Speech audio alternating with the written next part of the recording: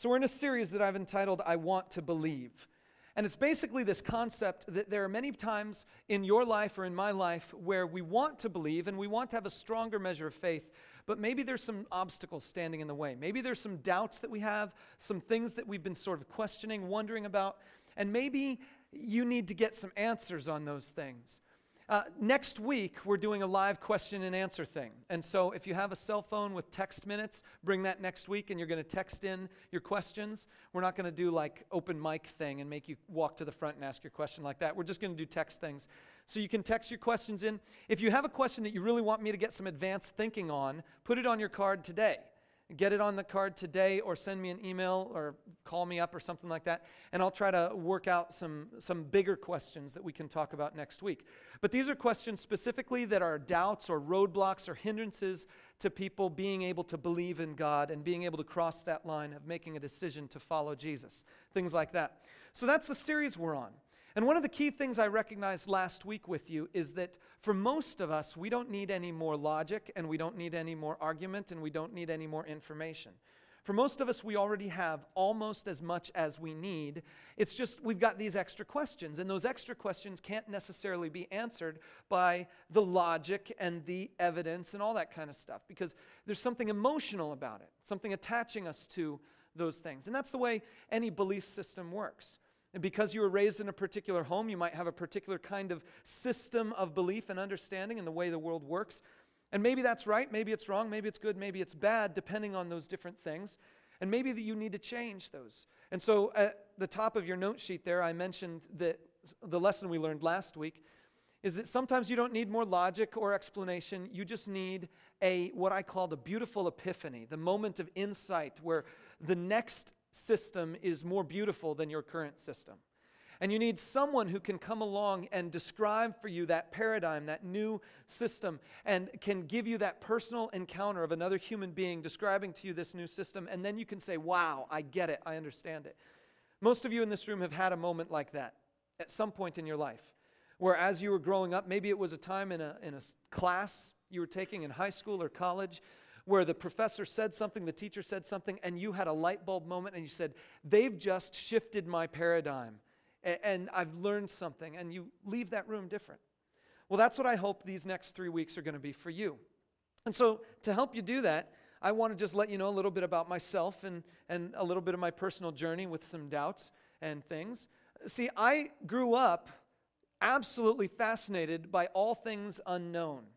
Aliens, Bigfoot, Atlantis, all those things. I watched as many of the TV shows as I could, and of course I grew up in a time before the Discovery Channel. And if I had grown up during the time of the Discovery Channel, I would have totally begged and pleaded my parents to give me as much Discovery Channel as I could, because whether it was true or fiction, I didn't care, just so long as it was information about something I didn't know. Great white sharks? Cool, tell me more. Jaws? Cool, tell me more. Didn't matter. I just wanted to know that stuff. And so I remember when I got into about high school, actually I guess it was junior high into high school, this book came out on the market that absolutely fascinated me. I was totally fascinated by this. It's a book called Communion by a guy named Whitley Strieber. Did any of you ever hear of this book? Okay. I'm dating myself. Okay, so Communion by a guy named Whitley Strieber, and if you see the subtitle right at the very top, it says, A True Story. This guy, Whitley Strieber, he claimed that he had been abducted by aliens. And that he had been abducted, and that he was then writing this account of the alien race and his time that he spent with them. I never read the book because I was like in middle school and my mom and dad wouldn't buy it for me. They thought for some reason it wasn't worth my time. But what fascinated me is the picture on the front of the book.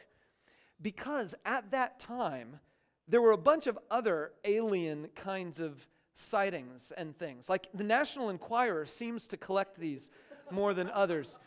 But every time there was one of these alien sightings or abduction stories, someone would do an artist's rendering and they would look like that. And so I remember I was talking to my friend Jim Cathan once, and we were having a little conversation out at the playground, and I said to him, Jim, have you ever thought of the fact that Communion, that book, The alien he drew on the front of that book, that he had the artist rendering on the front of that book, looks amazingly like every other alien rendering that is out today.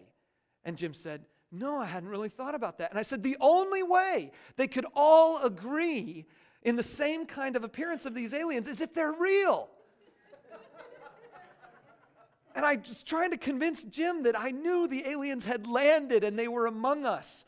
Maybe in disguise, or maybe one of these days I might have the glory of being sucked up into one of their ships. And okay, so it lasted for a little while until, like everything that I believed as a child, I began to doubt at some point. And so, take us back just to the book. There was a moment in my life where I had an insight.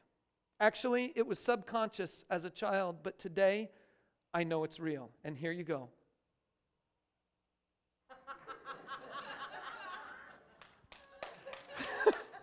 Whitley Strieber and Admiral Ackbar are the same alien, or the alien dude on Whitley Strieber's book. And that's Admiral Ackbar, for those of you who don't know. He made his first appearance in Star Wars Return of the Jedi, episode 6, for those of you who keep track of the numbers. But here's the deal. I learned this. The Return of the Jedi came out in 83, and Whitley Strieber's book came out in 87. That means Admiral Ackbar predates Whitley's aliens by like 4 years. And now I know why all the aliens agree. Because Admiral Ackbar is the coolest. And so, big eyes, big head, scrawny little mouth thing, and slits for nose. It's just the artist didn't do a very good job on the left. So, okay. So I've been fascinated by aliens ever since Star Wars and all that stuff. And it's stuff that I've been really interested in. And more recently, I've learned something that has fascinated me about our desire to learn about the unknown. Okay? And I want to show you this picture that is going to absolutely blow you away. This is a picture taken on Mars. Well, not actually on Mars. It's taken from a spaceship that we sent out to Mars to orbit Mars. So this spaceship has been orbiting Mars, taking pictures of the surface. And this is what they found. Look at that. That's clearly a face.